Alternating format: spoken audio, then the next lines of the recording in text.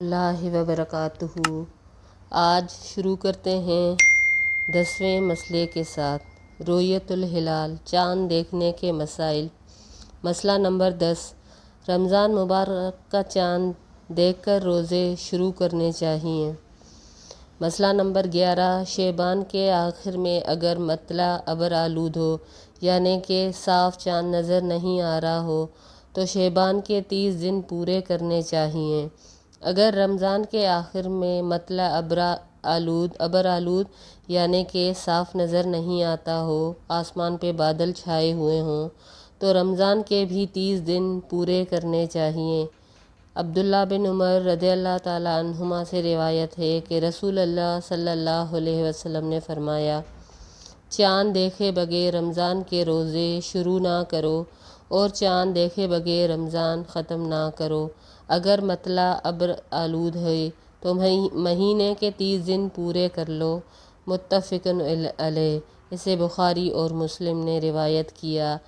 ہمارے یہاں اکثر یہ ہوتا ہے کہ لوگ تکے پہ روزہ رکھ لیتے ہیں یا احتیاطاً کیا کرتے ہیں کہ کیا پتہ آج چاند نظر نہیں آیا ہو تو شعبان کا 30واں روزہ بھی رکھ لیتے ہیں، تو یہ احتیاط کا روزہ رکھنا جائز نہیں، بلکہ اگر چاند نظر نہیں آئے تو ایک دن صبر کر لیں اور 30 دن پورے کر لیں، یعنی شعبان کے بھی اور رمضان کے بھی، تاکہ بات پکی ہو جائے، تب انسان روزہ رکھے اور اس کے بعد شوال کا پہلا چاند دیکھ کے عید کرے۔ یعنی کہ اگر چاند نظر نہیں آتا تو پھر رمضان شروع نہیں ہوتا، مگر ہمارے لوگ سمجھتے ہیں کہ نہیں، ایک روزہ ہمیں احتیاطاً ضرور ایڈ کر لینا چاہیے، جبکہ یہ حدیث صاف ظاہر کرتی ہے کہ سب سے پہلے ہمیں چاند دیکھ کر ہی رمضان شروع کرنا ہے، چاند دیکھ کر ہی رمضان کو ختم کرنا ہے۔ مسئلہ نمبر 12، ایک مسلمان کی گواہی پہ روزے شروع کیے جا سکتے ہیں۔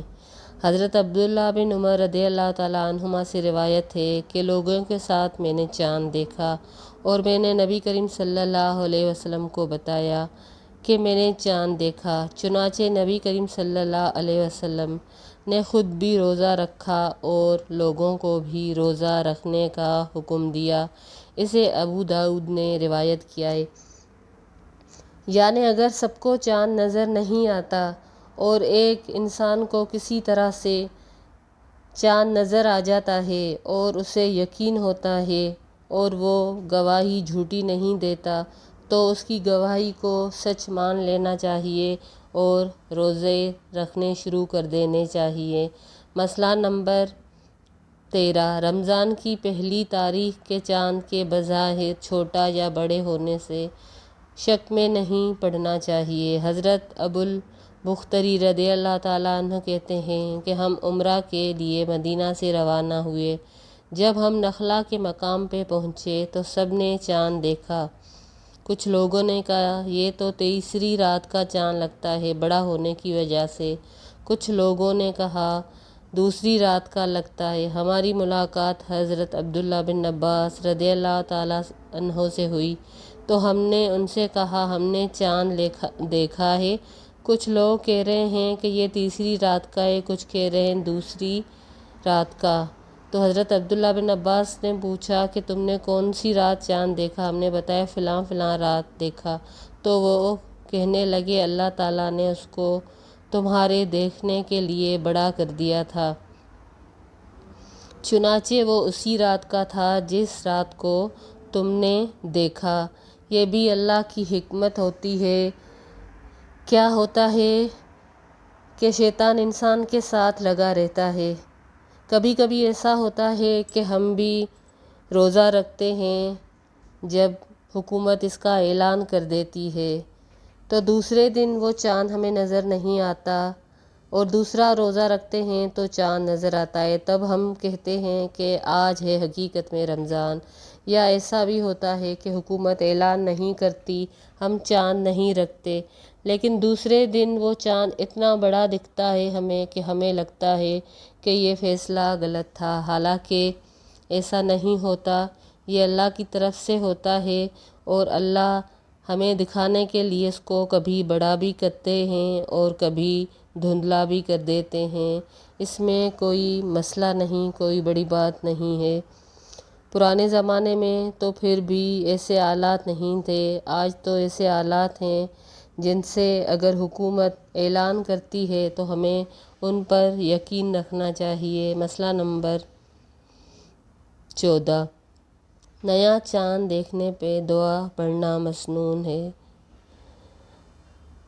حضرت طلحہ بن عبید اللہ رضی اللہ تعالیٰ عنہ سے روایت ہے، نبی کریم صلی اللہ علیہ وسلم جب چاند دیکھتے تو یہ دعا پڑھتے، اللہم احلہ علینا بالامن والایمان والسلام والاسلام ربنا وربک اللہ، رواہ الترمذی، کہ الہی اے ہمارے رب اس چاند کو ہم پر امن اور ایمان اور سلامتی کے ساتھ طلوع فرما۔ پھر چاند سے مخاطب ہو کے کہتے کہ اے چاند میرا اور تیرا رب اللہ ہے۔ بہترین دعا ہے، نہ صرف رمضان کو چاند دیکھتے ہوئے بلکہ ویسے بھی ہمیں جب بھی چاند نظر آئے تو ضرور یہ دعا پڑھنی چاہیے، اور خصوصاً پہلے رات کے چاند کو دیکھ کے، تاکہ ہمارا سارا مہینہ امن، سلامتی، ایمان اور سلامتی کے ساتھ گزرے۔ مسئلہ نمبر 15، چاند دیکھ کے روزہ شروع کرنے اور چاند دیکھ کے ختم کرنے کے لیے اس وقت کے حاضر علاقے یا ملک کا لحاظ رکھنا چاہیے، یعنی جس ملک میں ہم رہتے ہوں اس ملک کا چاند دیکھ کے رمضان شروع کریں، اس ملک کا چاند دیکھ کر شوال یعنی عید منائیں۔ مسئلہ نمبر 16، دوران رمضان ایک ملک سے دوسرے ملک سفر کرنے پہ اگر مسافر کے روزوں کی تعداد حاضر علاقے میں ماہ رمضان کی روزوں کی تعداد سے زائد بنتی ہو تو زائد دنوں کے روزوں کو ترک کر دینا چاہیے یا نفل روزے کی نیت سے رکھنا چاہیے۔ اگر تعداد کم بنتی ہو تو عید کے بعد مطلوبہ تعداد پوری کر دینی چاہیے۔ یہ ایسے ہی ہے جیسے اگر ہم پاکستان میں رہتے ہیں اور ہم سعودیہ چلے جاتے ہیں عمرہ کرنے تو وہاں ایک روزہ یا 2 روزہ پاکستان سے پہلے ہو جاتا ہے۔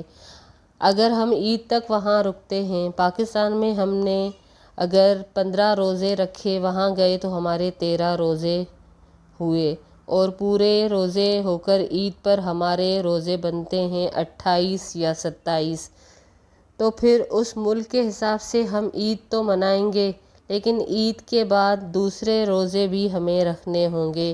اسی طرح سعودیہ سے اگر پاکستان آتے ہیں تو پاکستان آ کے عید والے دن ہمارے روزے 32 ہو جائیں گے یا 31 ہو جائیں گے، تو چاہے تو انسان وہ آخری 2 روزے چھوڑ سکتا ہے، یعنی اس کے 30 پورے ہو گئے سعودی عرب کے حساب سے تو وہ 2 روزے چھوڑ سکتا ہے، مگر چاہے تو نفل روزے کی نیت سے رکھ بھی سکتا ہے۔ دونوں باتوں میں کوئی مسئلہ نہیں ہے، دونوں باتیں کر سکتا ہے۔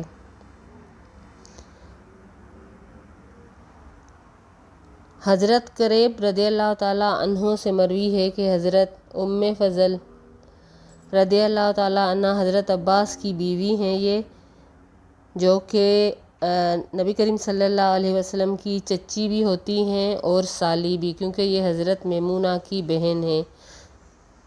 تو انہوں نے حضرت معاویہ رضی اللہ تعالیٰ عنہ کے پاس کسی کام سے شام بھیجا۔ قریب کہتے ہیں میں نے شام آ کے ان کا کام کیا، میں ابھی شام میں ہی تھا کہ رمضان کا چاند نظر آ گیا، میں نے جمعے کے رات چاند دیکھا، پھر میں رمضان کے آخر میں مدینہ واپس آ گیا۔ حضرت عبداللہ بن عباس رضی اللہ تعالیٰ عنہ نے چاند کے بارے میں مجھ سے دریافت کیا کہ تم نے وہاں چاند کب دیکھا؟ میں نے جواب دیا ہم نے تو جمعے کی رات کو دیکھا۔ حضرت عبداللہ بن عباس رضی اللہ تعالیٰ عنہ نے پوچھا کیا تم نے بھی دیکھا تھا؟ میں نے جواب دیا ہاں، بہت سے دوسرے آدمیوں نے بھی دیکھا۔ سب لوگوں نے حضرت معاویہ کے ساتھ دوسرے دن یعنی ہفتے کا روزہ رکھا۔ حضرت عبداللہ بن عباس رضی اللہ تعالیٰ عنہما نے فرمایا ہم نے تو چاند ہفتے کے دن یعنی ایک دن کے فرق سے دیکھا تو ہم اسی حساب سے روزے رکھتے رہیں گے یہاں تک کہ 30 دن پورے کر لیں یا چاند دیکھ لیں۔ میں نے عرض کیا کیا آپ لوگ حضرت معاویہ کی رؤیت ان کے روزے کو کافی نہیں سمجھتے؟ فرمایا نہیں، ہمیں رسول اللہ نے فرمایا کہ رسول اللہ صلی اللہ علیہ وسلم نے فرمایا کہ تم جس ملک میں ہوگے تم اس ملک کے حساب سے چاند دیکھو گے، تو اس لیے شام والوں نے روزہ وہاں رکھ لیا، مگر مدینہ میں آ کے انہوں نے مکے اور مدینے کے حساب سے روزہ رکھا، کیونکہ نبی اکرم صلی اللہ علیہ وسلم نے یہی فرمایا تھا۔ مسئلہ نمبر 17، ابر یعنی بادل کی وجہ سے شوال کا چاند دکھائی نہ دے اور روزہ رکھ لینے کے بعد معلوم ہو جائے کہ چاند نظر آ چکا ہے تو روزہ کھول دینا چاہیے۔ یعنی پہلے بادل تھے اور بادل چھٹ گئے تو چاند نظر نہیں آیا، لیکن جب بادل چھٹ گئے چاند نظر آ گیا تو اب عید ہو گئی، اس لیے 30واں روزہ نہیں رکھا جائے گا۔ مسئلہ نمبر 18، النیت، نیت کے مسائل۔ اعمال کا اجر و ثواب کا دار و مدار نیت پہ ہے۔ بہت ہی مشہور حدیث ہے حضرت عمر بن خطاب رضی اللہ تعالیٰ عنہ سے، فرماتے ہیں کہ میں نے رسول اللہ کو فرماتے سنا صلی اللہ علیہ وسلم کہ اعمال کا دار و مدار نیت پہ ہے، ہر شخص کو اس کی نیت کے مطابق بدلہ ملے گا۔ جس نے دنیا حاصل کرنے کے لیے ہجرت کی اسے صرف دنیا ہی ملے گی اور ہجرت کا ثواب نہیں ملے گا۔ جس نے کسی عورت سے نکاح کے لیے ہجرت کی اسے وہ عورت ہی ملے گی، ہجرت کا ثواب نہیں ملے گا۔ انما الاعمال بالنیات، یہ بہت مشہور حدیث ہے۔ واقعی اعمال کا دار و مدار نیتوں پہ ہوتا ہے۔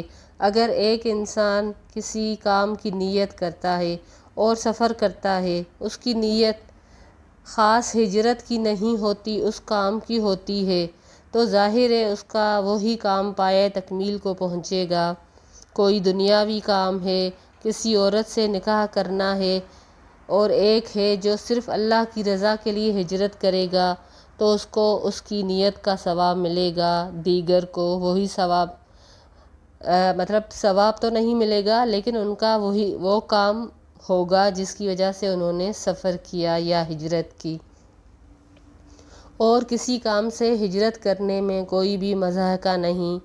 اگر کوئی ایک شہر سے دوسرے شہر ہجرت کر جاتا ہے کہ اس کے معاش میں فراخی ہو، آسانی ہو، ایک گھر سے دوسرے گھر ہجرت کرتا ہے تو اس سے اس کا وہ کام ہوگا، کیونکہ اس کی نیت بری نہیں تھی، تو نیت کے حساب سے ہی انسان کو اجر ملتا ہے۔ اگر نیکی کا یا درس دینے کے لیے، تبلیغ کے لیے، دعوت دینے کے لیے دین کی ایک جگہ سے دوسری جگہ انسان سفر کرتا ہے تو اس کا وہ سفر ہجرت ہی کہلائے گا۔ مسئلہ نمبر 19، دکھاوے کا روزہ شرک ہے۔ حضرت شداد بن اوس رضی اللہ تعالیٰ عنہ کہتے ہیں میں نے رسول اللہ صلی اللہ علیہ وسلم کو فرماتے ہوئے سنا ہے کہ جس نے دکھاوے کی نماز پڑھی اس نے شرک کیا، جس نے دکھاوے کا روزہ رکھا اس نے شرک کیا، جس نے دکھاوے کے لیے صدقہ کیا اس نے شرک کیا۔ اسے احمد نے روایت کیا ہے۔ ظاہر ہے ریاکاری اللہ کو سخت ناپسند ہے۔ ریاکاری شرک کیسے بنتی ہے؟ انسان نماز پڑھتا ہے جیسے تیسے کر کے، لیکن کوئی آتا ہے تو وہ اپنے نماز کو بہت خوبصورت بنا دیتا ہے، یعنی وہ اللہ سے ڈرا، اللہ سے نہیں ڈرا بلکہ لوگوں سے ڈرا، تو اس نے حقیقت میں اللہ کا حق نہیں ادا کیا۔ اس لیے ریاکاری کو شرک اصغر بھی کہتے ہیں۔ کوئی دکھانے کے لیے صدقہ کرتا ہے یعنی وہ اللہ کی رضا کے لیے نہیں کرتا تو ظاہر ہے وہ اللہ کے لیے نہیں کرتا، تو اس نے شرک ہی کیا کہ اللہ کو دکھانے کے لیے نہیں کیا بلکہ لوگوں کو بڑا سمجھا، لوگوں میں مشہور ہونے کے لیے صدقہ دیا۔ تو اللہ سے دعا ہے کہ ہمیں ریاکاری کے شرک سے بچائے، کیونکہ آخرت میں اس کی بہت وعید آتی ہے۔ اور وہ حدیث بھی آپ نے سنی ہوگی کہ جہنم کی آگ ان 3 لوگوں سے بھڑکائی جائے گی جنہوں نے یہی عمل کیا تھا یعنی ریاکاری۔ ایک عالم تھا جس نے لوگوں میں مشہور ہونے کے لیے لوگوں کو دین کا علم دیا، ایک وہ تھا جس نے جہاد کیا لوگوں کو دکھانے کے لیے۔ تو ان تینوں کو اللہ تعالیٰ سب سے پہلے جہنم میں پھینکیں گے اور ان کو آگ لگانے سے جہنم کی آگ بھڑکائی جائے گی۔ شرک اس قدر گھناؤنا گناہ ہے اور ریاکاری شرک اصغر ہے، اس لیے اللہ تعالیٰ سے دعا کرتے ہیں اللہ ہمیں دکھاوے کے لیے صدقہ، دکھاوے کے لیے نماز، دکھاوے کا کوئی بھی عمل کرنے سے پاک رکھے۔ مسئلہ نمبر 19، روزے کی نیت دل کے ارادے سے ہے۔ جیسے ہمارے یہاں کہا جاتا ہے وَبِصَوْمِكَ غَدٍ نَوَيْتُ، تو یہ غیر مسنون دعا ہے، کیونکہ وہی بات آ جاتی ہے کہ کوئی بھی کام دل کی نیت سے ہوتا ہے تو روزہ بھی دل کی نیت سے ہی ہوتا ہے، جو کہ ہم اگر رات کو ہی کر لیتے ہیں، اگر ہم سوچ لیتے ہیں، نیت کرتے ہیں کہ کل ہم روزہ رکھیں گے تو یہ بہت کافی ہے بجائے یہ غیر مسنون الفاظ کہنے سے، کیونکہ ایسا کہنا غیر مسنون ہے جس کا کوئی اجر نہیں، تو ہمیں چاہیے کہ اس سے باز رہیں۔ نیت دل میں کر لی بس وہی کافی ہے۔ مسئلہ نمبر 20، فرضی روزے کی نیت فجر سے پہلے کرنا ضروری ہے۔ حضرت حفصہ رضی اللہ تعالیٰ عنہا سے روایت ہے، نبی کریم صلی اللہ علیہ وسلم نے فرمایا جس نے فجر سے پہلے روزے کی نیت نہیں کی اس کا روزہ نہیں۔ اسے ابو داؤد اور ترمذی نے روایت کیا ہے۔ مطلب یہ کہ فرض روزہ جو رمضان کا ہوتا ہے اس کی نیت فجر سے پہلے کرنا ضروری ہے۔ نفلی روزے کی نیت ہم صبح زوال کے وقت بھی کر سکتے ہیں، یعنی جب چاند زوال پذیر ہوتا ہے اور اس وقت تک اگر ہم نے کچھ نہیں کھایا، سو رہے تھے یا کسی وجہ سے ہم نے ناشتہ نہیں کیا، تو اس وقت ہم نیت کر سکتے ہیں کہ میں یہ نفلی روزہ رکھتا ہوں۔ لیکن فرض روزے کا یہ ہے کہ فجر سے پہلے نیت کرنا لازمی ہے۔ مسئلہ نمبر 21، نفلی روزے کی نیت دن میں زوال سے پہلے کسی بھی وقت کی جا سکتی ہے۔ مسئلہ نمبر 22، نفلی روزہ کسی وجہ سے کسی وقت بھی توڑا جا سکتا ہے۔ ام المومنین حضرت عائشہ رضی اللہ تعالیٰ عنہا سے روایت ہے، ایک دن نبی کریم صلی اللہ علیہ وسلم میرے گھر تشریف لائے اور پوچھا کیا تمہارے پاس کچھ کھانے کو ہے؟ ہم نے کہا نہیں۔ نبی کریم صلی اللہ علیہ وسلم نے فرمایا اچھا تو پھر میرا روزہ ہے، یعنی اسی وقت نیت کر لی۔ کسی اور دن پھر نبی اکرم صلی اللہ علیہ وسلم ہمارے گھر تشریف لاتے ہیں اور فرماتے ہیں تشریف لاتے ہیں ہمارے گھر تو میں نے عرض کیا کہ یا رسول اللہ صلی اللہ علیہ وسلم حلوہ کہیں سے تحفے میں آیا ہے۔ رسول اللہ صلی اللہ علیہ وسلم نے فرمایا تو لاؤ، میں تو صبح سے روزے سے تھا۔ پھر رسول اللہ صلی اللہ علیہ وسلم نے کھا لیا۔ اسے مسلم نے روایت کیا، یعنی نفلی روزہ تھا جو نبی کریم صلی اللہ علیہ وسلم نے شام کے وقت یا کسی بھی وقت اس کو ختم کر دیا۔ نفلی روزہ کسی وقت بھی توڑا جا سکتا ہے، جس کو ہم کہتے ہیں کہ روزہ افطار کر لینا۔ السحور والافطار، سحری و افطاری کے مسائل۔ مسئلہ نمبر 24، سحری کھانے میں برکت ہے۔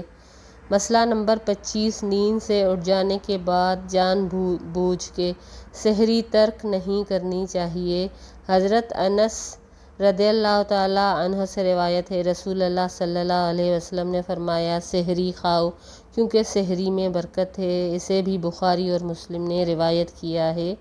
سحری کھانے میں برکت ہے نبی کریم صلی اللہ علیہ وسلم نے ایک جگہ اور بھی فرمایا کہ یہود اور ہمارے روزے میں یہی فرق ہے کہ وہ سحری نہیں کرتے اور ہم سحری کرتے ہیں۔ مسئلہ نمبر 26، رمضان میں فجر کی اذان سے پہلے سحری کے لیے اذان دینا سنت ہے۔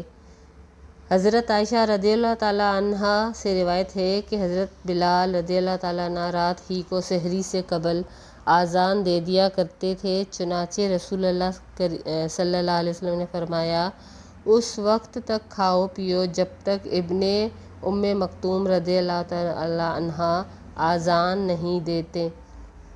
اس وقت اذان ابن ام مکتوم دیتے تھے تب جب فجر ہو جاتی تھی۔ اسے بخاری نے روایت کیا ہے، یعنی یہ وقفہ اتنا ہوتا تھا کہ جس میں 50 آیتیں قرآن کی پڑھی جا سکتی ہیں۔ لوگ سمجھتے ہیں کہ یا تو بالکل آدھی رات کو سحری کر لینی چاہیے یا فجر کا وقت وہ ایسے سمجھتے ہیں کہ ایک دھاری سی سفید نظر آئے، ایسا نہیں ہے۔ حالانکہ نبی کریم صلی اللہ علیہ وسلم کے زمانے میں عورتیں جب مسجد میں جاتی تھیں تو اتنا اندھیرا ہوتا تھا کہ ان کو پہچانا نہیں جا سکتا تھا۔ مسئلہ نمبر 27، سحری تاخیر سے کرنی چاہیے۔ حضرت زید بن ثابت رضی اللہ تعالیٰ عنہ فرماتے ہیں کہ ہم نبی اکرم صلی اللہ علیہ وسلم کے ساتھ سحری کھاتے تھے اور فجر کی نماز کے لیے کھڑے ہو جاتے تھے۔ میں نے پوچھا، سحری کھانے اور نماز کی جماعت ادا کرنے میں کتنا وقت ہوتا تھا یا وقفہ ہوتا تھا؟ تو انہوں نے کہا 50 آیتوں کی تلاوت کے وقت کے برابر۔ تو تقریباً یہ اگر قرأت ترتیل سے کی جائے تو یہ 20-25 منٹ کا وقفہ بنتا ہے۔ اسے مسلم نے روایت کیا ہے۔ اس کی وضاحت کی جاتی ہے کہ سحری کھا کر نماز پڑھنے کا مطلب یہ ہے کہ ہماری سحری ختم ہوتے ہی اذان ہو جاتی ہے اور اس کے بعد اذان و جماعت کا درمیانی وقفہ 50 قرآنی آیات کی تلاوت کے وقت کے برابر ہوتا ہے، یعنی 10 سے 15 منٹ تک۔ مسئلہ نمبر 28، سحری کھاتے اذان ہو جائے تو کھانا فوراً ترک کرنے کے بجائے جلدی کھا لینا چاہیے۔ حضرت ابو ہریرہ سے روایت ہے کہ رسول اللہ صلی اللہ علیہ وسلم نے فرمایا، جب کوئی آدمی اذان سنے اور پینے کا برتن اس کے ہاتھ میں ہو تو اسے فوراً نہ رکھ لے بلکہ اپنی ضرورت پوری کر لے۔ اسے ابو داؤد نے روایت کیا ہے۔ مسئلہ نمبر 29، افطار میں جلدی کرنی چاہیے۔ حضرت سہل بن سعد رضی اللہ تعالیٰ عنہ فرماتے سے روایت ہے کہ رسول اللہ صلی اللہ علیہ وسلم نے فرمایا، لوگ بھلائی پہ قائم رہیں گے جب تک افطار میں جلدی کریں گے۔ اسے بخاری اور مسلم نے روایت کیا ہے۔ وضاحت یہ ہے کہ اگر کسی جگہ سورج غروب ہونے کے چند منٹ بعد انتظار کر کے اذان دی جاتی ہے تو وہاں سورج غروب ہوتے ہی روزہ افطار کر لینے والے نے جلدی افطار کرنے کی سنت پہ عمل کیا۔ کیا ہوتا ہے کہ کچھ لوگ خواہ کے شک میں پڑ جاتے ہیں اور یہ سمجھتے ہیں کہ نہیں، ابھی سورج صحیح طرح سے غروب نہیں ہوا، ابھی اور انتظار کرتے ہیں یہاں تک کہ شفق کی لالی چھا جاتی ہے جو کہ مکروہ وقت ہوتا ہے۔ اس لیے اس شک میں نہیں پڑنا چاہیے۔ سورج غروب ہونے کے چند منٹ بعد اذان کی آواز نہیں بھی آئے، ٹائم معلوم ہو تو روزہ افطار کر لینا چاہیے، اسی میں بھلائی ہے، کیونکہ نبی کریم صلی اللہ علیہ وسلم نے یہی فرمایا کہ جب تک میری امت افطار میں جلدی کرے گی بھلائی پہ قائم رہے گی۔ مسئلہ نمبر 30، روزہ افطار کرنے کے لیے غروب آفتاب شرط ہے۔ مسئلہ نمبر 31، جہاز پر سوار ہوتے وقت اگر روزہ افطار کرنے میں 15 منٹ باقی تھے لیکن پرواز کی مطلوبہ بلندی پر پہنچ کر سورج 1 گھنٹے بعد غروب ہوا تو روزہ بھی 1 گھنٹے کے بعد یعنی غروب آفتاب کے بعد ہی افطار کیا جائے گا۔ اسی طرح سحری کے وقت کا تعین بھی حاضر جگہ اور مقام کے لحاظ سے کیا جائے گا۔ حضرت عمر رضی اللہ تعالیٰ عنہ کہتے ہیں رسول اللہ صلی اللہ علیہ وسلم نے فرمایا جب رات آ جائے دن چلا جائے اور سورج غروب ہو جائے تو روزہ دار روزہ کھول لے۔ اسے بخاری اور مسلم نے روایت کیا ہے۔ اوپر والی مسئلہ نمبر 31 کو میں اور زیادہ واضح کروں۔ فرض کریں اگر ہم جہاز پہ تھے، فلائٹ لے رہے تھے اور وہاں پہ ہم دیکھ رہے ہیں کہ سورج ابھی غروب ہی ہو رہا ہے اور بالکل تھوڑا سا ٹائم رہ گیا ہے، مگر کیا ہوتا ہے کہ فلائٹ ہماری لینڈ ہو جاتی ہے کچھ منٹ کے بعد، تو وہاں ابھی سورج غروب نہیں ہوا، ابھی سورج غروب ہونے میں کافی دیر ہے، تو ایسا نہیں ہوگا کہ ہم اوپر کیونکہ دیکھ کے آئے تھے فلائٹ میں کہ 10-15 منٹ تھے تو نیچے اتر کے ہم روزہ کھول لیں۔ اسی طرح روزہ رکھا بھی ایسے ہی جائے گا کہ ہم فلائٹ میں تھے اور ہم نے وہاں پر سحری کر لی، نیچے آ گئے، لینڈ کر لیا، تو ابھی سحری میں 1 یا 2 گھنٹے اور ہیں تو ہمارا روزہ شروع نہیں ہوتا۔ اس وقت بھی ہم کچھ کھا پی سکتے ہیں اگر ہم فلائٹ میں کچھ نہیں لے سکے۔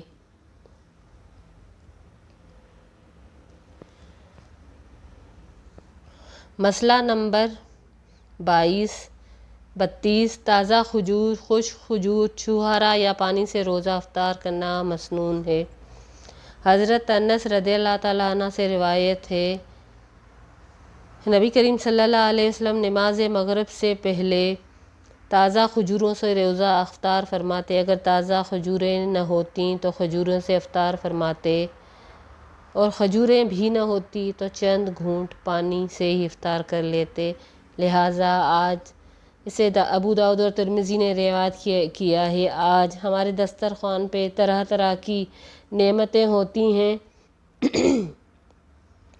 تو ہمیں سب سے پہلے پھر بھی کھجور کا اہتمام کرنا چاہیے تاکہ سنت پہ عمل ہو جائے، اور پانی کے چند گھونٹ یا کوئی مشروب ہی پہلے پی لیں تاکہ اس سنت کا اجر پالیں۔ مسئلہ نمبر 33 روزہ افطار کرتے وقت یہ دعا مانگنا مسنون ہے جو کہ اکثر لوگوں کو نہیں معلوم ہوتی، اور ہم اپنی ہی گھڑی ہوئی حدیثوں سے دعائیں پڑھتے ہیں جن میں اجر کا کوئی بھی اہتمام نہیں ہوتا اور وہ غیر ثابت شدہ دعائیں ہوتی ہیں۔ اصل میں دعا یہ ہے ذہب الظما وابطلت عروق وثبت الاجر انشاءاللہ۔ حضرت ابن عمر رضی اللہ تعالیٰ عنہ سے روایت ہے کہ نبی کریم صلی اللہ علیہ وسلم جب روزہ افطار فرماتے تو یہ دعا پڑھتے، پیاس ختم ہو گئی، رگیں تر ہو گئیں اور روزے کا ثواب انشاءاللہ پکا ہو گیا۔ دیکھیے کس قدر بہترین دعا ہے کہ انسان جب پانی یا مشروب ایک گرمی کے موسم میں پیتا ہے تو اس کی پیاس تو ختم ہو ہی جاتی ہے اور رگیں بھی تر ہو جاتی ہے، تب وہ اللہ سے روزے کا امیدوار ہو جاتا ہے۔ بہترین دعا ہے، ہمیں اس دعا کا اہتمام کر لینا چاہیے۔ مسئلہ نمبر 34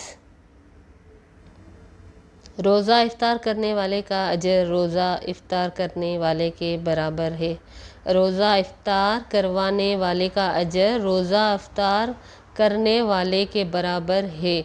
حضرت زید بن خالد جہنی رضی اللہ تعالیٰ عنہ کہتے ہیں رسول اللہ صلی اللہ علیہ وسلم نے فرمایا جس نے روزے دار کو روزہ افطار کرایا اسے بھی اتنا ہی اجر ملے گا جتنا روزے دار کے لیے ہوگا، اگر روزے دار کے اجر سے کوئی بھی نیکی کم نہیں ہوگی، یعنی اسے ترمذی نے روایت کیا ہے۔ اس کا مطلب یہ کہ ایک روزے دار دوسرے روزے دار کو روزہ کھلواتا ہے تو اس کو اس روزے کا ڈبل اجر ملے گا، اور جس کا روزہ کھلوایا اس کے روزے میں بھی وہی اس کو اجر ملے گا۔ یہ نہیں کہ روزہ کھلوانے کے اعمال نامے میں وہ روزہ ڈبل ہو کے یا وہ اجر ڈبل ہو کے ایڈ ہو جائے گا اور جس نے روزہ رکھا اس کو کوئی ثواب ہی نہیں ملے گا۔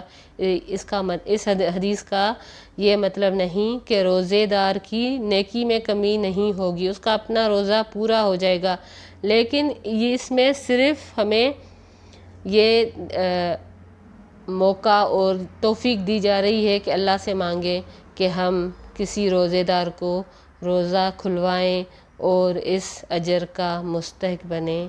انشاءاللہ تعالیٰ کل ہم صلاۃ التراویح کے مسائل پڑھیں گے۔ السلام علیکم ورحمۃ اللہ وبرکاتہ۔